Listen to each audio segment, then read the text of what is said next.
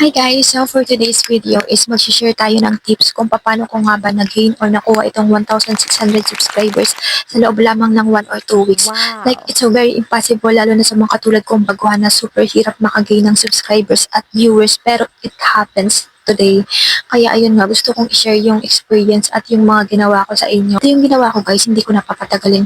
So ito na nga yung nangyari. Actually guys, hindi ko talaga alam or hindi ko akalain na magba-viral to or parang dito ako makakakuha ng maraming subscribers kasi ano lang siya, parang pinost ko lang siya kasi gusto ko yung full video, ganun. So yun na nga, nakita ko sa doon sa Blue Apps.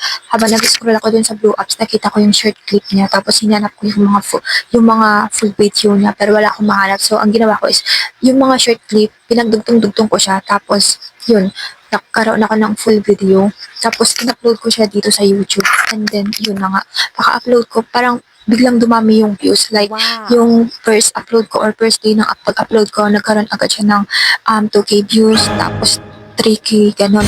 Tapos, napapansin ko din na dumadami din yung subscribers ko. Parang, maya't maya, merong magsusubscribe, tapos hanggang pataas na pataas na pataas na yung views, tapos padami na din ang padami yung subscribers ko. So, yun lang nga yung ginawa ko, guys. And alam niyo ba, storytelling lang, 5 years na akong merong YouTube account, and then 2019 or 2018 ako gumawa din. Dati super sipag kung makipag-engage or makipag-subscribe sa iba, kaso nasa point ako na tinamad na ako kasi parang wala lang nangyayari, ganun. Parang walang nangyayari, tapos nasa point pa na naglo-load ako sa iba para lang makapag-subscribe sila kasi sinasabi nila na wala daw silang load, tapos niloloadan ko sila ng 50.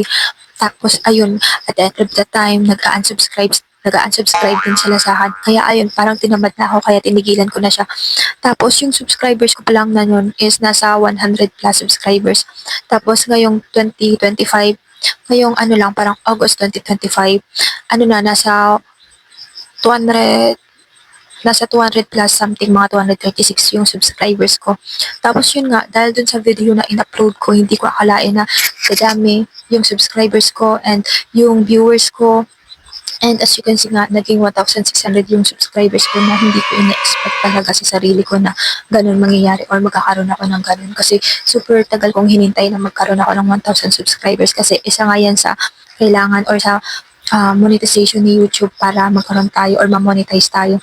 So meron na akong 1,600 subscribers at makikita nyo sa my watch hour views ko or watch hour is meron na akong 11K watch hour. So yun na nga, I'm so thankful lang, and yun lang nga yung ginawa ko guys. Hindi ko talaga intended yun pero nangyari, kaya I'm so grateful. So yun lang nga guys yung ginawa ko. Sana